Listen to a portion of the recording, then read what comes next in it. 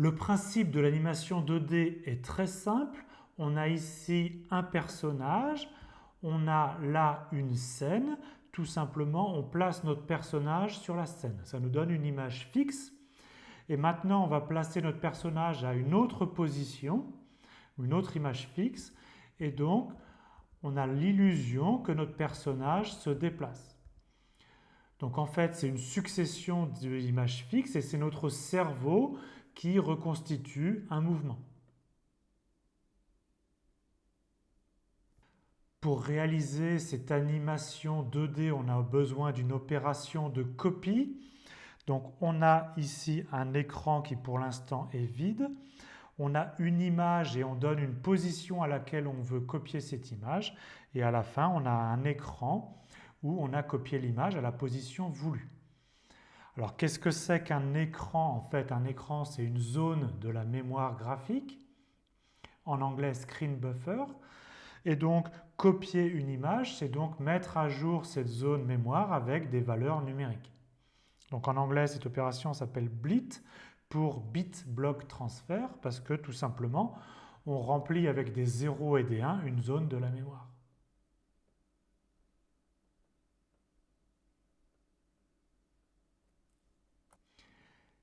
Il y a une seconde opération de copie un petit peu plus subtile.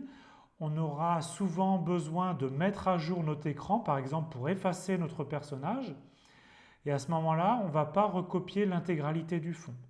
Donc cette seconde opération de copie consiste à prendre à partir d'une grande image, à copier juste une sous-image symbolisée ici par ce petit carré.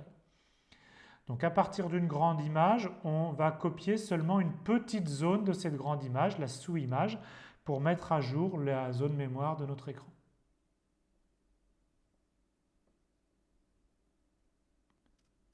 On peut donner maintenant davantage de détails sur le principe de l'animation. Au départ, on a un écran vide, c'est-à-dire une zone de mémoire initialisée par exemple qu'avec des valeurs nulles. On a une image d'arrière-plan. Cette image, on va la copier.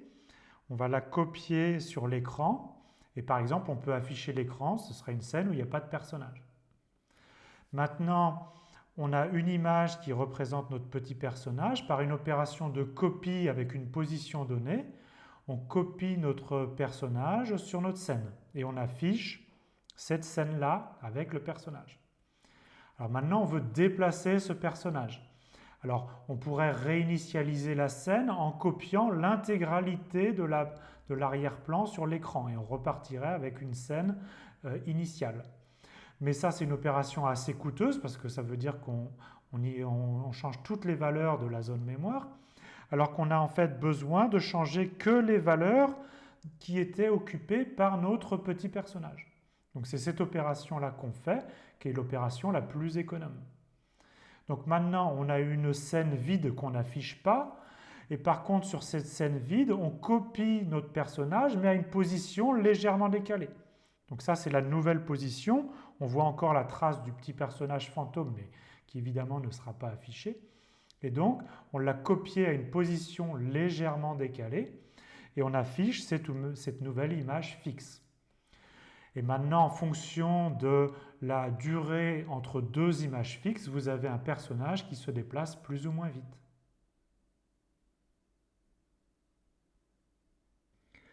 Il y a différentes techniques pour, à partir d'une image en 2 dimensions, modéliser à une sensation d'image 3D ou au moins de perspective.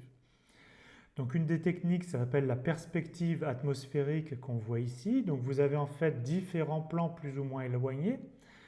Et en fait, à mesure qu'on s'éloigne, les teintes sont plus claires, les contrastes sont moins élevés et les couleurs sont plus grises. Et donc en fait, la saturation diminue. Donc ça reflète un phénomène naturel. En fait, dans l'atmosphère, vous avez des particules et les objets éloignés prennent des couleurs plus grises.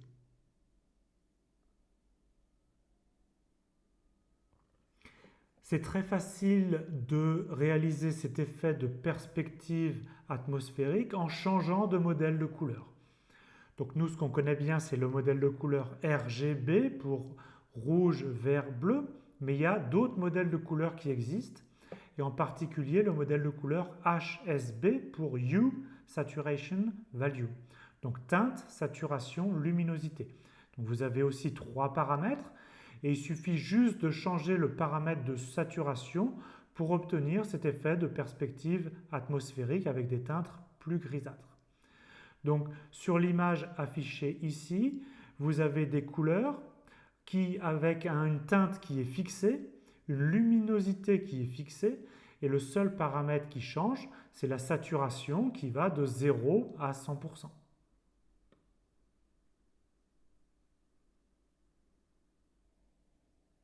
Une autre technique pour simuler une scène en 3 dimensions, c'est ce qu'on appelle la 2,5D. Donc c'est intermédiaire entre la 2D et la 3D. Donc comme vous avez sur cette image-là, vous avez une scène avec un point de vue vu d'en haut d'une ville, mais en fait c'est vraiment des petites images 2D qui ont été précalculées et le joueur il ne peut pas changer de point de vue. Et donc en fait chaque immeuble par exemple ici c'est une image 2D d'un immeuble qui a été calculé une fois pour toutes et qu'on copie à des endroits différents pour simuler la création d'une ville en 3D.